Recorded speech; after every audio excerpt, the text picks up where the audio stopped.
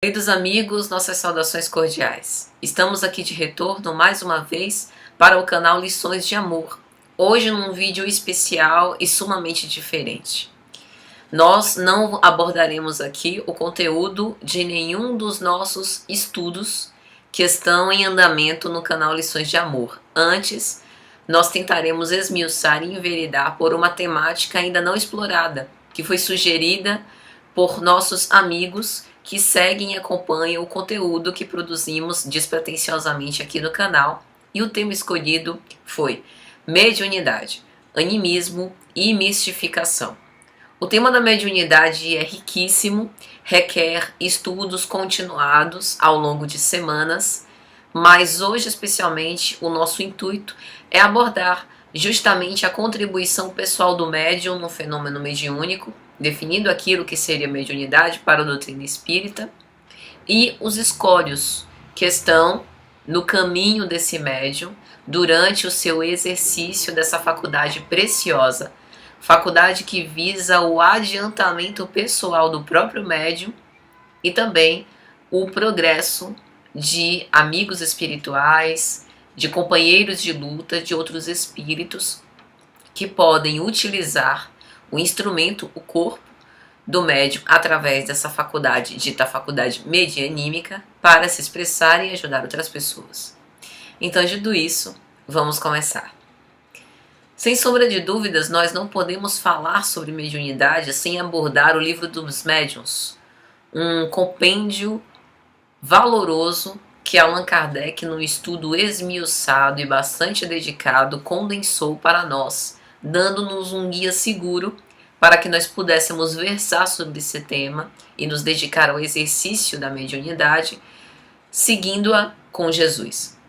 Mediunidade, na verdade, sempre houve em todos os tempos. Quando nós vemos os oráculos com as pitonisas, os grandes reis e imperadores pedindo conselhos, aqueles ditos adivinhos e feiticeiros de épocas remotas.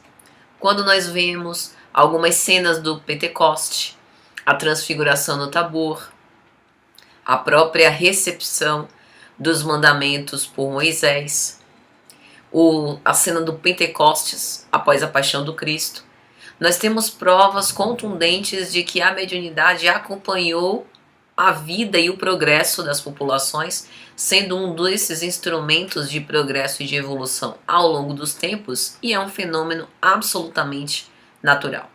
Não há nada de extraordinário. Mas para que nós possamos entender e avançar, nós precisamos pelo menos conceituar, dentro daquilo que nós conhecemos, dentro das nossas limitações e capacidades temporárias de assimilação de conhecimentos, o que é mediunidade e quem são os médiuns, até para que a gente possa direcionar aqui o nosso discurso. No final do Livro dos Médiuns, no capítulo 32, Allan Kardec vai colocar o vocabulário espírita. E neste vocabulário, ele faz uma definição, primeiro sobre medianímico. Ele diz que medianímico é a qualidade da força do médium. Faculdade medianímica. Medianímico, bem se vê, é uma junção de duas palavras, mediúnico e anímico. E aqui nós já temos um poderoso recurso para desmistificar e para tentar acabar com essas celeumas que ficam em torno do chamado animismo. Por muitos anos, estudiosos do espiritismo, afastados daquilo que é essencial na doutrina, que está na codificação de Allan Kardec, por medo dos escolhos que os médiuns poderiam enfrentar, acabaram estabelecendo uma guerra contra o animismo, como se eu pudesse, nas minhas expressões, no uso da linguagem, ao concatenar os meus raciocínios, elaborar os meus pensamentos, me deslindar de mim mesma. Psicologicamente é impossível. Até a física quântica admite isso, no momento em que ela diz que um fenômeno físico tem a participação direta de um observador. E sem esse observador que participa do fenômeno, embora não diretamente, mas indiretamente, avaliando, observando, anotando, inferindo, aquele fenômeno físico não poderia ser observado. Se nós estamos falando da doutrina espírita, doutrina dos espíritos, nós também estamos diante de um fenômeno real.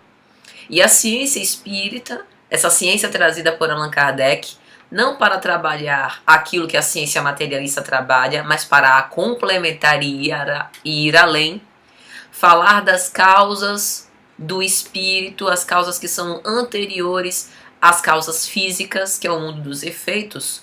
Nós precisamos também desenvolver um método próprio, que foi asseverado no controle universal de ensino dos espíritos, apresentado por Allan Kardec, para poder estudar estes fenômenos. Então é impossível haver mediunidade sem animismo, porque o animismo é a parte do médium que ainda que hajam alguns tipos de faculdades medianímicas, como a psicografia puramente mecânica, em que o médium é como se fosse uma extensão física do braço de um espírito que não tem corpo para que ele possa se comunicar, em diversos outros tipos de faculdade, como por exemplo na clarividência, é necessário que o médium se coloque como um intermediário entre o mundo dos espíritos e o mundo dos encarnados. E é justamente essa a definição de médium que Allan Kardec vai colocar aqui na frente. Então, primeiro é importante, antes até que a gente defina, que Allan Kardec chama de faculdade medianímica, tornando-a legítima, aquela em que há a presença do animismo, que é a participação da ânima, do eu essencial, da minha parte subjetiva, do meu emocional, de mim como pessoa, no processo e nessa faculdade. Tanto que na obra No Mundo Maior, por André Luiz, a quinta obra da coleção A Vida no Mundo Espiritual, há um capítulo precioso, capítulo 9, que fala sobre mediunidade.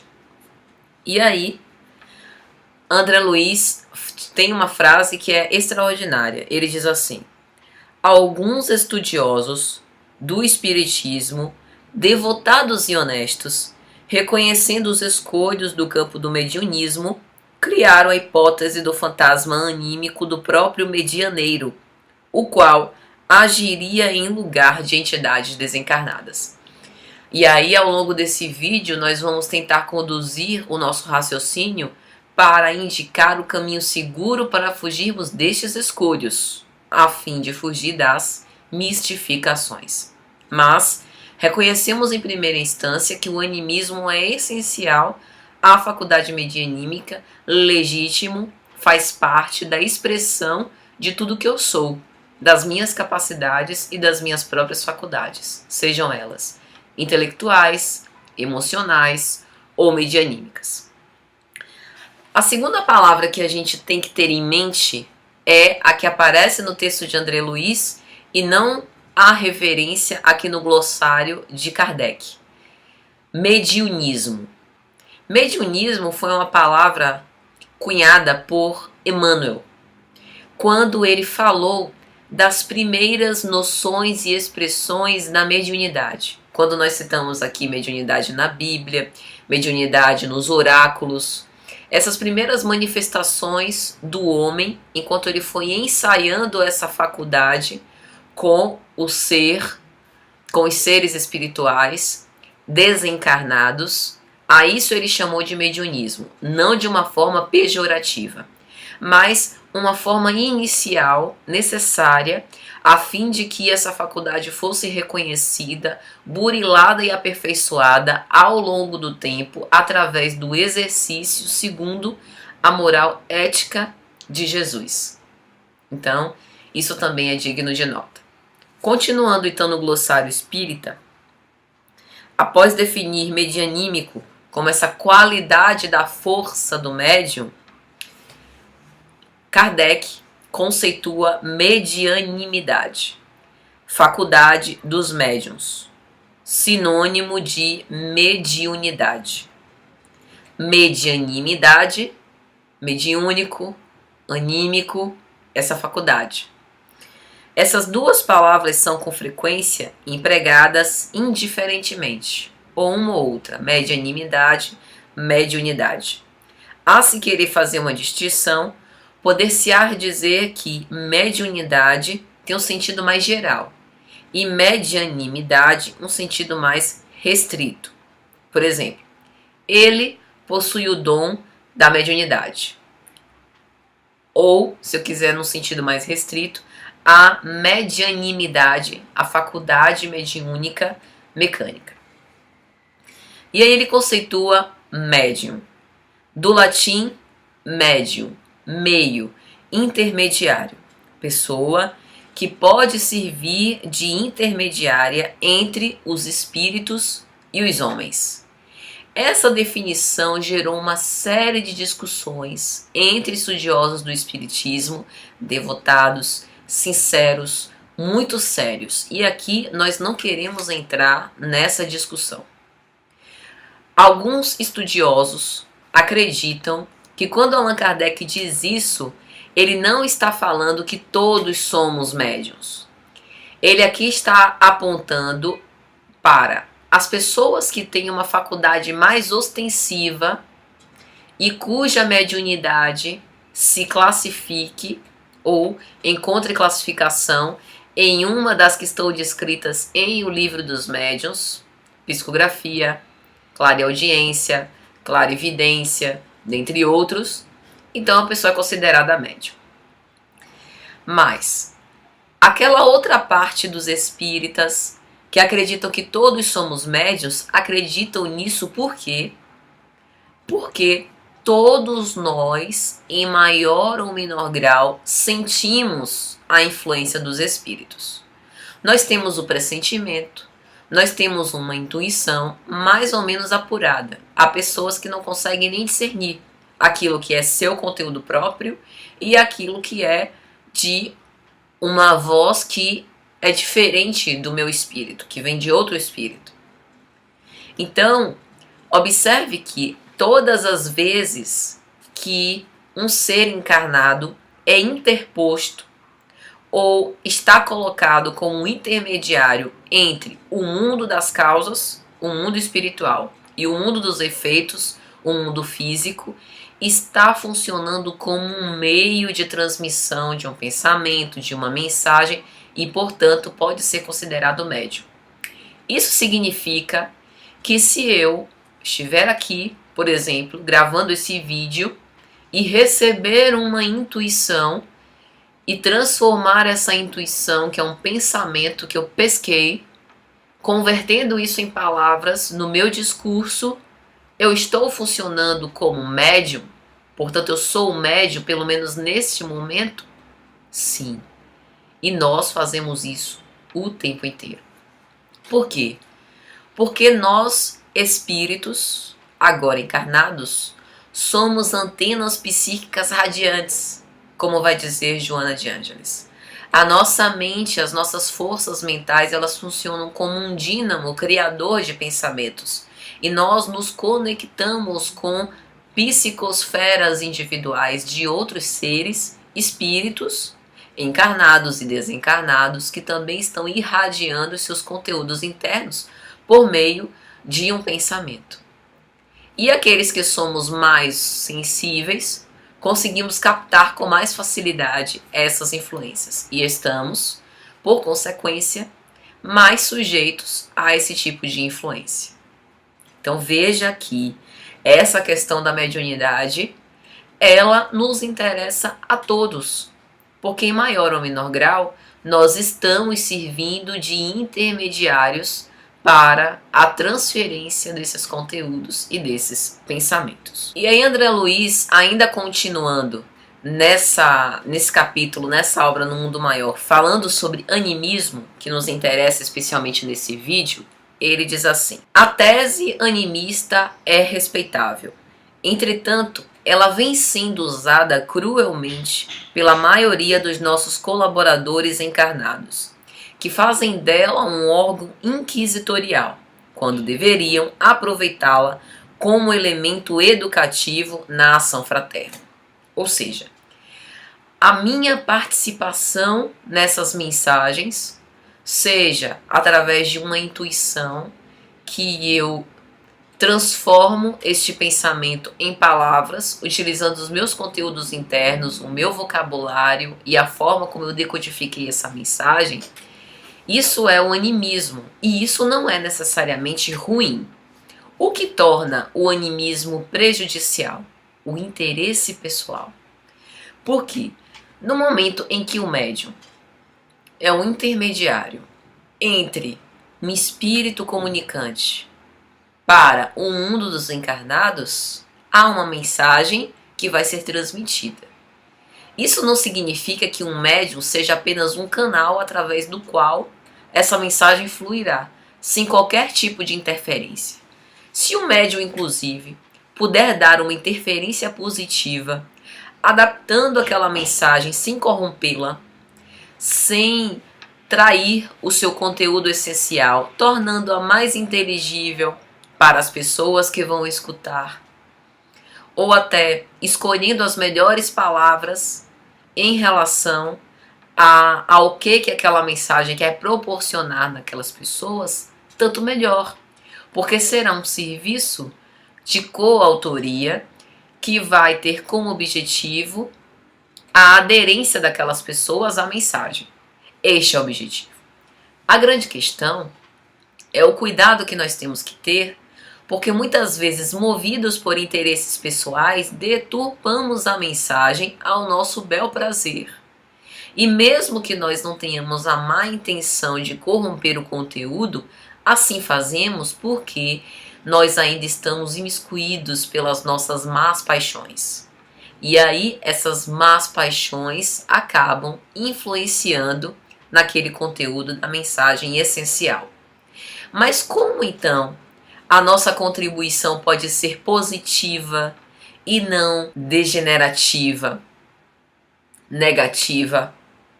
Depende da nossa boa intenção de servir e da nossa boa intenção de estudar, de exercitar a vigilância, com o objetivo de sempre estarmos atentos aos nossos pensamentos e às nossas ações, buscando nos afinar pelo diapasão do Divino Mestre Jesus. Sempre nos afinando com a lei divina, cuidando para que nós possamos sintonizar mais com a espiritualidade que quer nos utilizar como instrumento de assistência e não com espíritos zombeteiros, brincalhões, que querem apenas nos fazer perder tempo, fazer com que os outros que receberão as nossas mensagens percam tempo e depauperar a nossa credibilidade no uso no exercício dessa faculdade. E aí nesse trecho de André Luiz, ele dá a dica: para ser instrumento relativamente exato, é imprescindível haver aprendido a ceder. E nem todos os artífices da oficina mediúnica realizam a breve trecho tal aquisição, que reclama a devoção à felicidade do próximo, elevada compreensão do bem coletivo, avançado espírito de concurso fraterno e de serena superioridade nos atritos com a opinião alheia. Ou seja, veja que aqui os requisitos para nos convertermos em instrumentos sensíveis e úteis na propagação dessas comunicações mediúnicas é justamente exercer a mansuetude do Cristo. Veja que interessante, vou repetir. Primeiro ponto, aprender a ceder. Aprender a ceder significa que naquele momento do exercício da minha faculdade, eu estou funcionando essencialmente como um instrumento. Então as minhas convicções, as minhas opiniões, em primeira instância, não importam. Ainda que eu tenha uma opinião divergente em relação àquela mensagem e que eu possa fazer um filtro em relação àquela mensagem que vai ser transmitida, Esse meu filtro não deve ser em virtude daquilo que eu acredito ou que eu defendo, mas aquilo que é o certo. Se eu percebo, e os médiuns, a menos que eles sejam mecânicos, eles passam por esse crivo e eles conseguem ter noção da mensagem que vai ser transmitida durante essas comunicações. Se eu percebo que o teor essencial daquela mensagem é a propagação evangélica, é transmitir uma mensagem edificante, eu aprendo a ceder. Porque ainda que eu tenha as minhas convicções pessoais, o teor da mensagem é incólume, é perfeitamente associado, ressonante com a mensagem divina.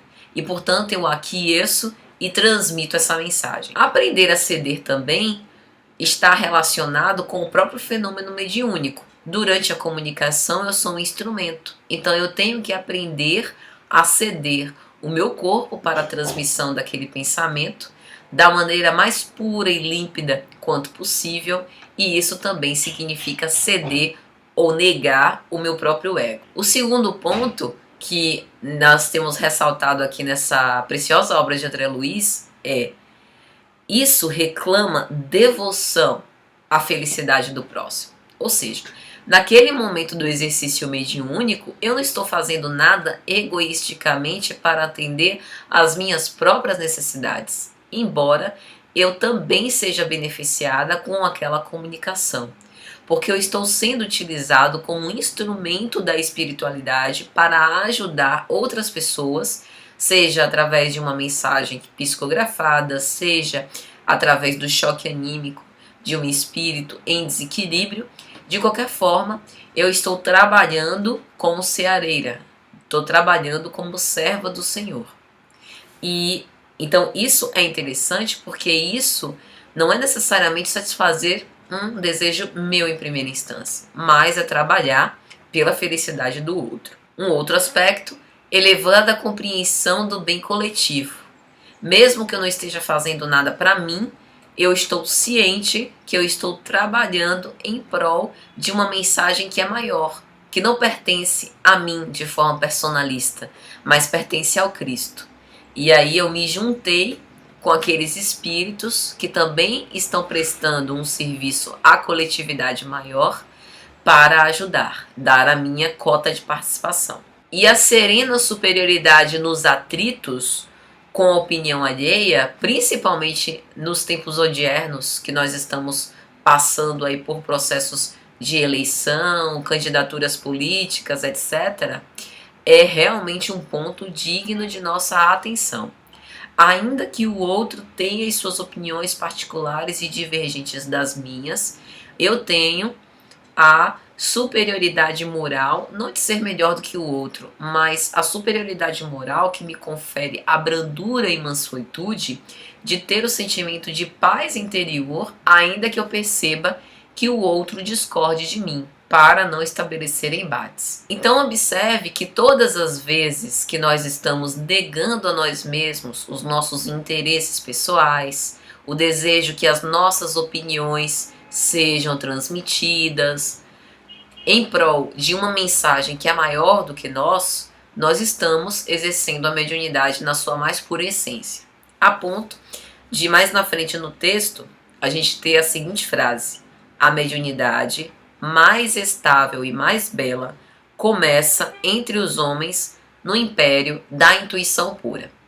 No momento em que nós fazemos calar a nossa voz interior, as nossas necessidades pessoais, é aí que torna-se mais acentuada a intuição pura e límpida, com o objetivo de que nós possamos funcionar como esses instrumentos divinos. Então, meus amigos, observe que, não fosse o animismo, brilhantes obras que nós temos, por exemplo, na literatura espírita, dificilmente teriam a popularidade que tiveram e puderam vir a lume.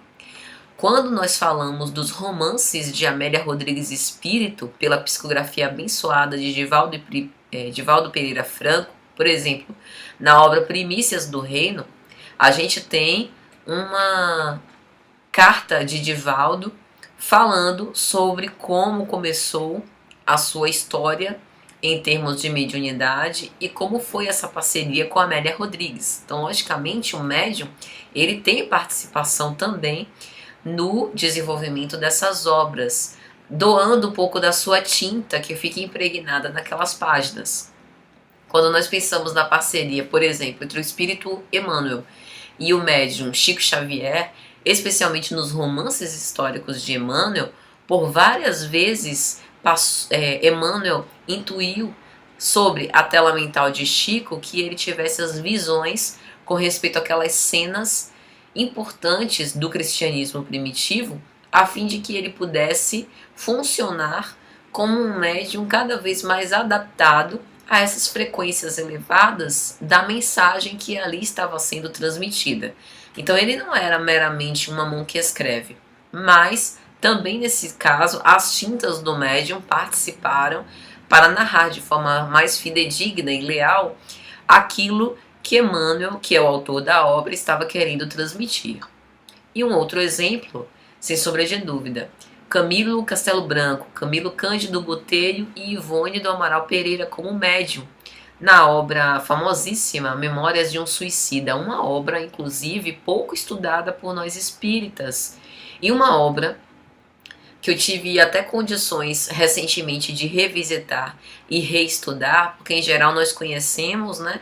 E ela tem aquela coisa pesada do Vale dos Suicidas, daquela descrição cheia de detalhes, realmente tem, mas é uma obra que narra a vida do mundo espiritual com detalhes didáticos para o nosso conhecimento, digno de estudo sério, e que nós, se bem soubéssemos, deveríamos sim voltar e estudar com mais carinho. Inclusive falando sobre a bondade e a misericórdia divina, porque ele mostra o progresso dos espíritos suicidas narrados como personagens dessa obra ao longo da história.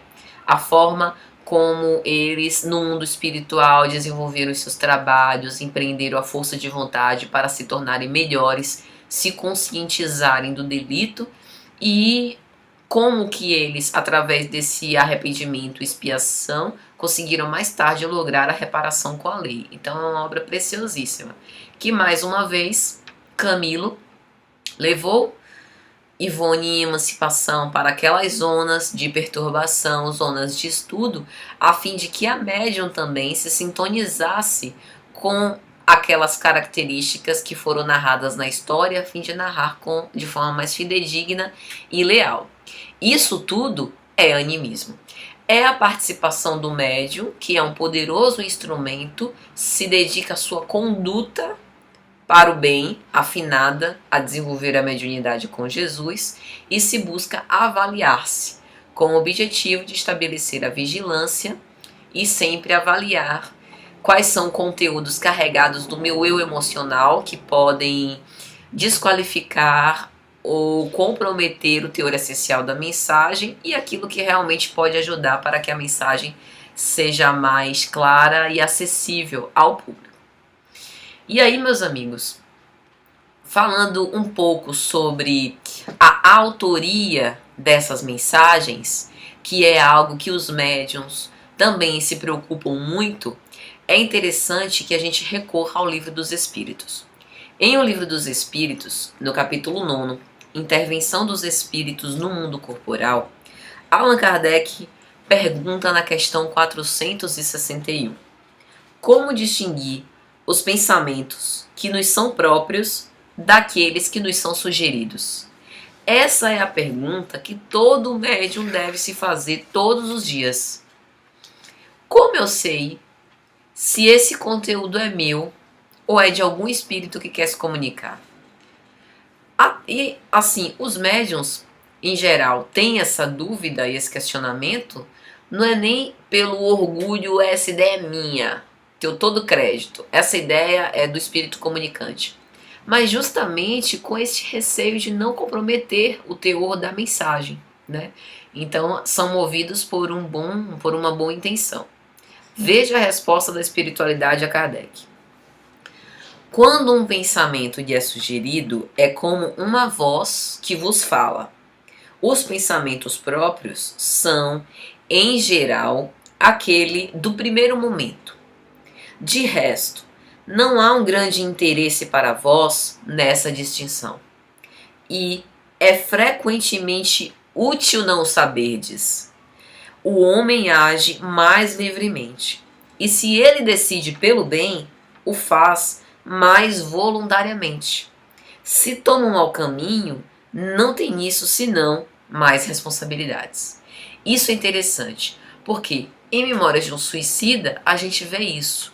Logo que os espíritos suicidas da obra começam a ter alguma melhoria e têm contato com a evangelização e passam a estar mais responsabilizados, né, pelo que fizeram, eles começam a ter aquele anseio de querer trabalhar para poder recuperar um pouco o tempo perdido, entre aspas, né? E aí os orientadores espirituais deles pedem que eles se encaminhem, né, resguardados e acompanhados por diligentes servidores do bem. Eles retomam algumas áreas próximas à crosta para que eles participem dessa interação com os homens encarnados e possam trabalhar. O primeiro deles, que foi Camilo Cândido Botelho, que era escritor em Portugal, tentou aproximar-se de um médium para escrever uma obra psicografada. E aí ele se sentiu um pouco desapontado, desanimado, porque a repercussão não foi das melhores. Devido ao fato dele ter se suicidado, aquilo de certa forma afetou a credibilidade da obra psicografada, então ele decidiu abandonar a missão. E aí teve-se a ideia desses espíritos suicidas no além intuírem as pessoas, agora que eles já estavam numa condição mais equilibrada, para que as pessoas encarnadas não se suicidassem. Então eles foram em regiões de densas sombras, né, regiões carregadas, meretrícios, prisões, hospitais, e assim foram vagueando por esses lugares com o objetivo de intuir as pessoas que estavam em desespero a ponto de cometer o suicídio como eles cometeram, dissuadindo essas pessoas a não fazer isso. E aí é interessante porque Camilo narra, né? Muitas vezes nós até quereríamos proferir palestras inteiras falando da bondade, da misericórdia divina que não nos desampara, mas o máximo que a gente conseguia intuir de pensamento era que essas pessoas parassem um pouco daquela aflição para fazer uma prece. E aí, através da prece, nós percebíamos que os recursos do alto eram mais acessíveis àqueles corações em aflição. Então, veja isso. Aquelas pessoas que estavam a ponto de cometer o suicídio, que receberam a influência desses espíritos que eram ex-suicidas, agora esclarecidos e mais evangelizados, não funcionaram naquele momento como médiums? Porque receberam essa influência espiritual para parar com aqueles pensamentos, né, de dar cabo da própria vida, com aquela ideação suicida, e concentrar-se para orar. E no momento de orar, abriram as comportas do coração para a assistência dos mentores espirituais e da espiritualidade superior. Então isso é interessante. Então, o que é que nós temos aqui? Nós temos um pensamento que não nos foi próprio. É útil naquele momento e naquela circunstância para a pessoa que está a ponto de cometer o suicídio saber se o pensamento para ela orar veio dela ou veio de um outro espírito? Não. O importante é o benefício final, é o resultado. O que foi o resultado? Ter evitado o suicídio. Porque a vida sempre vale a pena. Nós devemos ser perseverantes. Perseguir, perseverar, tentar mais uma vez, continuar na vida, porque a vida é essa oportunidade maravilhosa que Deus nos deu com o objetivo de retornarmos ao corpo para ter experiências que vão nos levar ao progresso e não acabar com a experiência no meio do caminho. Então, é interessante a gente pensar que essa distinção de pensamentos em termos práticos não é nem necessária. Até porque, e aí é o que a espiritualidade diz, É frequentemente útil não saberdes, porque o homem age mais livremente. Se ele soubesse que aquele pensamento não era dele, ele poderia até por orgulho rechaçar. Ah não, esse pensamento não é meu, eu não quero. Não tem pessoas que são do contra? Prefiro fazer do meu jeito. Então nesse caso seria algo temerário. Prefiro fazer do meu jeito, então vou me suicidar mesmo. Então em alguns casos é até melhor não saber. Considerando aqui determinadas índoles, né? Então isso é interessante. Aí na questão subsequente, Kardec ainda vai perguntar: os homens de inteligência e de gênio, ou seja, aqui, imagino eu, fazendo referência aos grandes cientistas, matemáticos, físicos, aos grandes filósofos, aqueles homens realmente que deram contribuições que foram embora, né, através da morte, e a sua mensagem ficou aí para a posteridade. Um Sócrates, um Platão.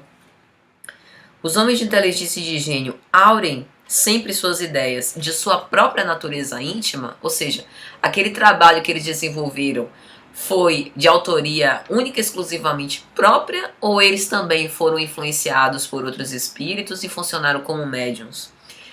Carl Gustav Jung, psiquiatra, autor da psicologia analítica, né, discípulo de Freud, que mais tarde seguiu pelo seu próprio caminho, ele, de vez em quando, ele tinha alguns pensamentos que eram um pouco dissonantes da teoria psicanalítica que ele estava acostumado a estudar. E ele relata em alguma de suas obras, principalmente quando ele coloca a ideia das polaridades junguianas, ânima e ânimos, que aquilo era a sua voz interior, né? A sua sombra, a sua ânima, que estava querendo dissuadi-lo de não estudar a ciência e enveredar, por exemplo, por um campo da arte.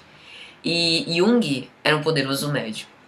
Muito do que ele escreveu e das contribuições que ele deu para a psicologia analítica, inclusive favorecendo o desenvolvimento da psicologia, né, fazendo-a ingressar num novo panorama de escola psicológica, foi em virtude dessas mentes que, pensando junto com ele, o levaram para esse novo conhecimento. É lógico que ele tinha a sua contribuição pessoal inquestionável, mas nós, com as antenas radiantes, estamos o tempo inteiro nos sintonizando com outras antenas. Então nós não estamos a sós, né?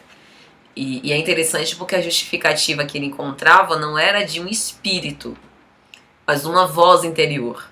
Assim como Sócrates também chamava do seu dêmon ou gênio interior, né? Então isso é interessante.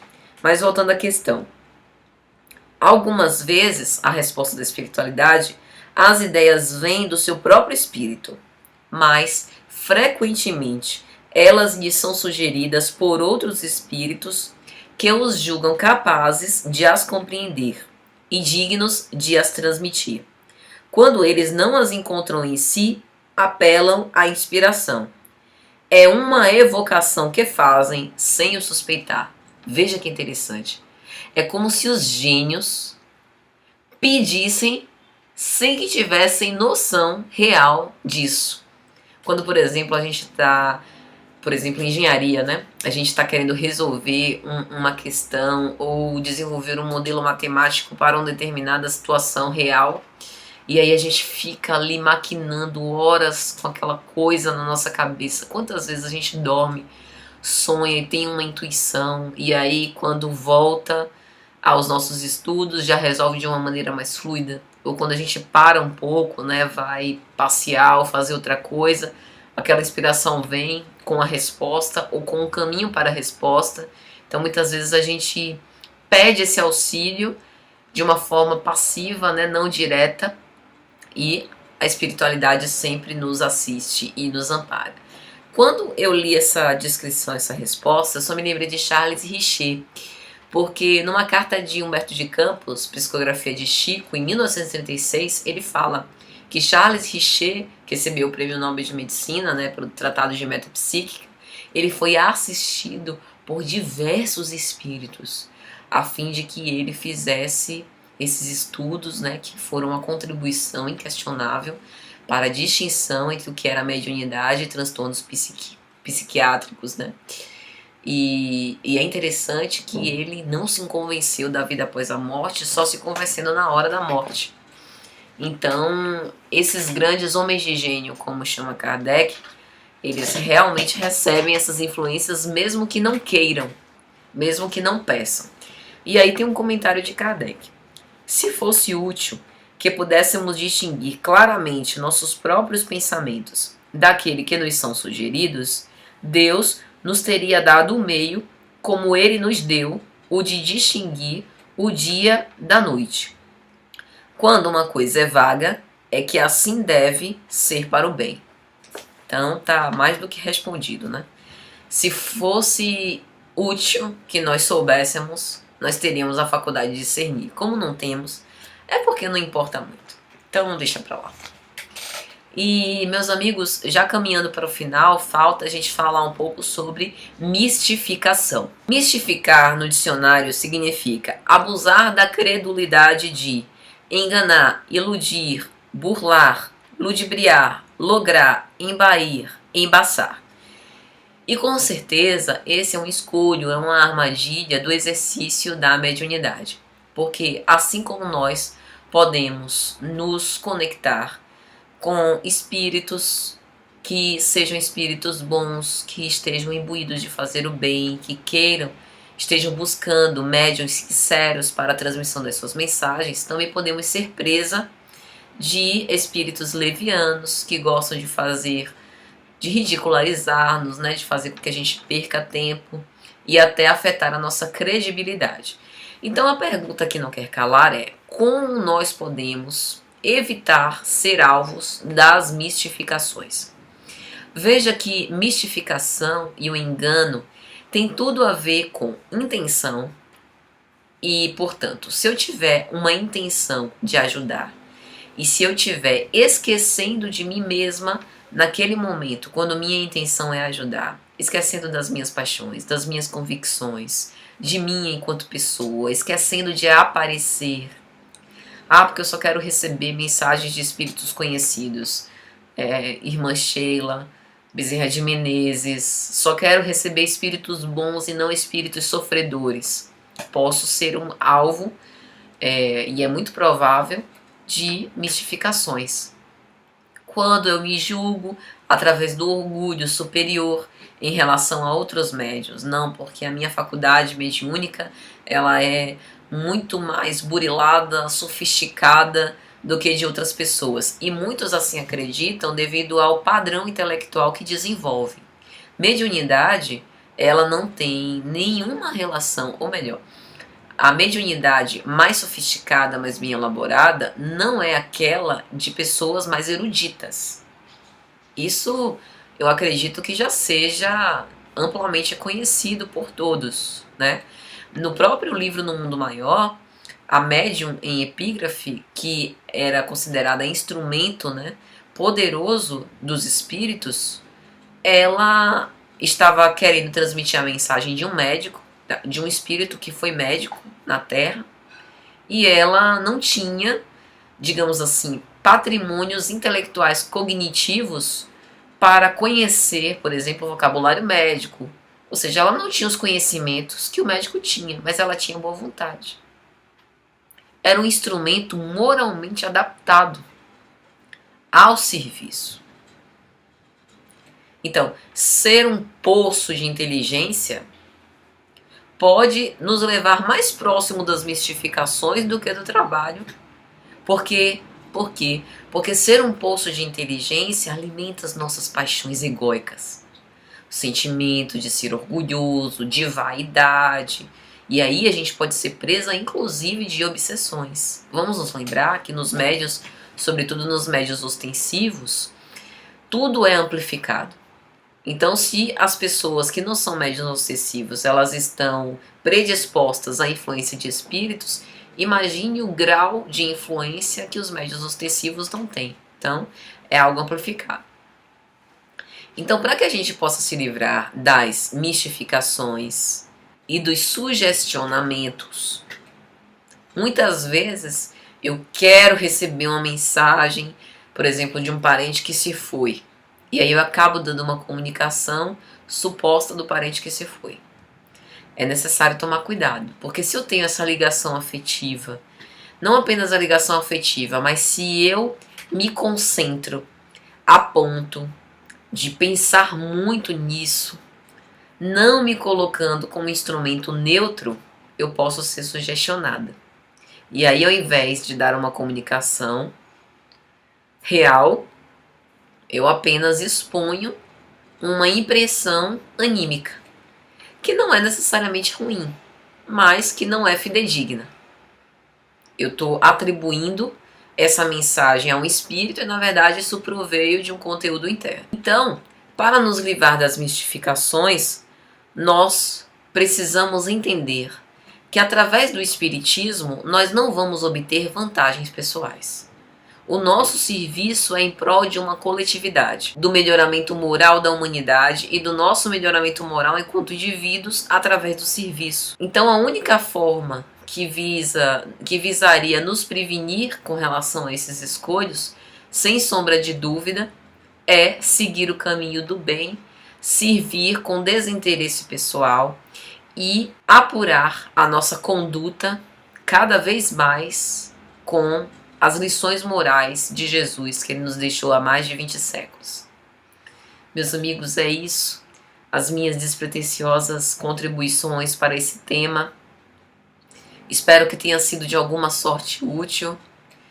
Façam mais questionamentos para que a gente possa desenvolver conteúdos no canal que sejam úteis. E obrigado a todos. Até a próxima, se Jesus permitir.